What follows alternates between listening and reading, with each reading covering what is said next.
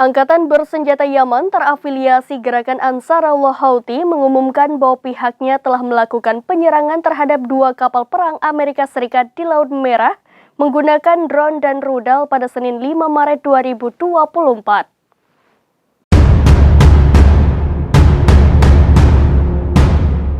Angkatan bersenjata Yaman terafiliasi dengan Gerakan Ansarullah Houthi mengumumkan bahwa pihaknya telah melakukan penyerangan terhadap 2 kapal perang Amerika Serikat di Laut Merah menggunakan drone dan rudal pada Selasa 5 Maret 2024.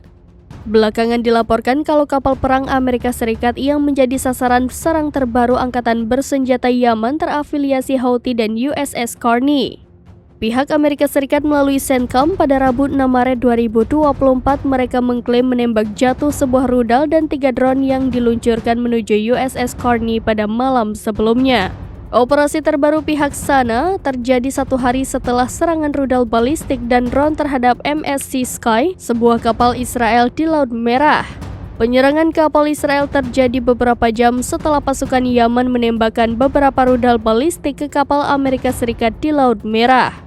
Hal ini disebutkan sebagai serangan terhadap agresi Amerika Serikat dan Inggris yang kembali terjadi di wilayah dan teritorial kedaulatan Yaman. Media Yaman memang melaporkan beberapa serangan udara Amerika Serikat Inggris di distrik Bakim di provinsi Sada Yaman malam itu. Sejak November, Yaman telah menargetkan kapal-kapal terkait Israel yang memasuki perairannya sebagai bentuk solidaritas terhadap rakyat Palestina.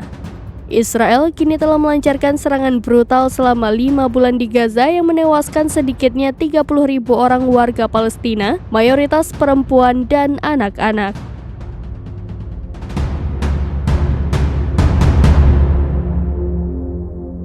Demikian informasi terkini Syedaralun. Saksikan terus berita lainnya di kanal YouTube Serambi News, website dan Facebook serambinews.com.